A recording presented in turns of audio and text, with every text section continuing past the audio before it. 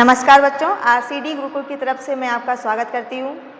मैंने आपको पिछली क्लास में वर्णमाला और वर्ड ये मैंने आपको चैप्टर पढ़ाया था, तो उसको आगे बढ़ाते हुए मैं आपको व्यंजन के बारे में कुछ बताऊंगी। तो व्यंजन में क्या है, तो व्यंजन में कुछ शब्द होते हैं जैसे अल्पप्राण, महाप्राण, अघोष, घोष, सघोष। तो इनके बारे में मैं कुछ शॉर्ट ट्रिक लेके आई हूँ आपके लिए। तो सबसे पहले आपको पता है कि व्यंजन में आपके जो स्पर्श व्यंजन होते हैं, कि 25 आपके स्पर्श व्यंजन होते हैं। इसमें आपके कावर, चावर, टावर, तावर और पावर आता है, जिसमें हर एक वर्ग में आपके 5 वर्ड आते हैं। तो हम इसको क्या करेंगे, ठीक है, तो इसको जैसे ये first, second, third, fourth and fifth, यानी कि ये पहली रो यानी कि पहली लाइन, फिर दूसरी लाइन, फिर तीसरी लाइन, चौथी लाइन, पाँचवीं लाइन, ठीक है। तो इनके बारे में हम समझते हैं। तो अल्पप्राण क्या होते हैं, सबसे पहले हम अल्पप्राण के बारे में आते हैं। तो अल्पप्राण आपकी कोडिंग है, जिसमें ये नंबर में ही लिखे ना, इनके हिसाब से आप समझिएगा। तो अल्पप्राण मतलब 135। 135 का मतलब समझ में आया। First row, third row and fifth row, यानी कि पहली पंक्ति और तीसरी पंक्ति और पांचवी पंक्ति। तो ठीक है, तो आपका कितना हो गया 135।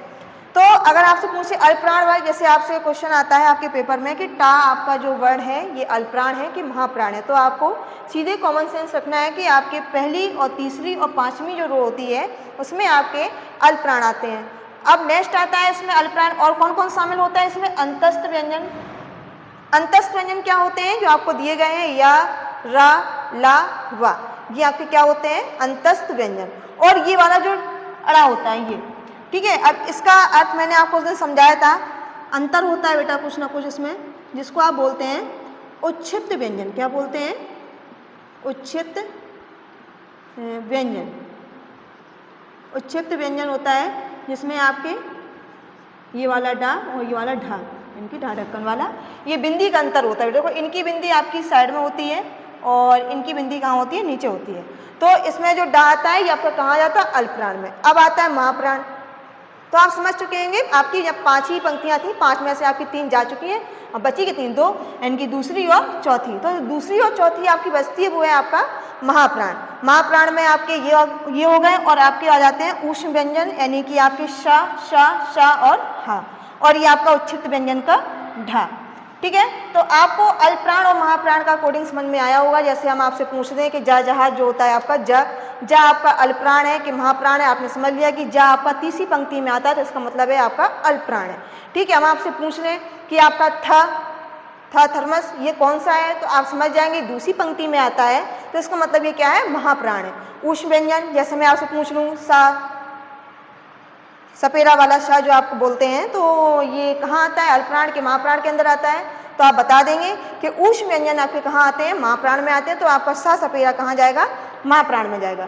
अब आते हैं आपके दो और आपके पूछे जाते हैं। तो आपके आते हैं कि अघोष और सघोष, जिनको कभी कभी घोष का नाम भी दिया जाता है। तो उनके 2 नाम से भी अगर आपको पूछा जाए तो आप घबराना नहीं, सघोष और घोष मतलब एक ही होता है। अब अघोष क्या होते हैं, देखो कोडिंग का मतलब आप समझ लेना, ये कोडिंग यही होती है। जैसे 1 और 2 यानी कि 12 मतलब कि पहली पंक्ति और दूसरी पंक्ति। स्टार्टिंग की जो दूसरी 2 पंक्तियां होती हैं, कि आपकी 5 पंक्तियां होती हैं, तो 2 पंक्तियां आपकी अघोष होती हैं। और शा, शा, शा, इसमें तीनों सा तो आते हैं लेकिन हा नहीं आता, बेटा ध्यान देना। अल्पप्राण में आपका क्या होता था, सॉरी महाप्राण में आपका क्या होता था, ऊष्म व्यंजन आते थे, उसमें सा, शा, हा चारों आपके शामिल रहते थे, ठीक है। लेकिन इसमें अघोष में क्या होता है, आपका 12 इनकी पहली और दूसरी पंक्ति प्लस आपका क्या रहता है, शा, शा, शा, मतलब तीनों शा। अब आता है आपका घोष, घोष यानी कि सघोष, मतलब एक ही है इनका। तो इनकी कोडिंग क्या बची, देखो शुरुआत के आपके 2 चले गए, 2 पंक्तियां मतलब आपकी खत्म हो गई।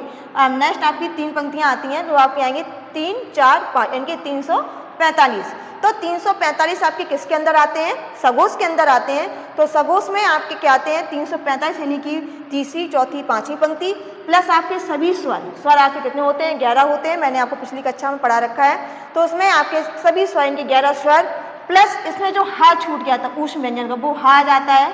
और प्लस इसमें अंतस्थ व्यंजन यानी कि या, रा, ला, वा, ये आपके किसके अंदर आते हैं, सघोष के अंदर आते हैं।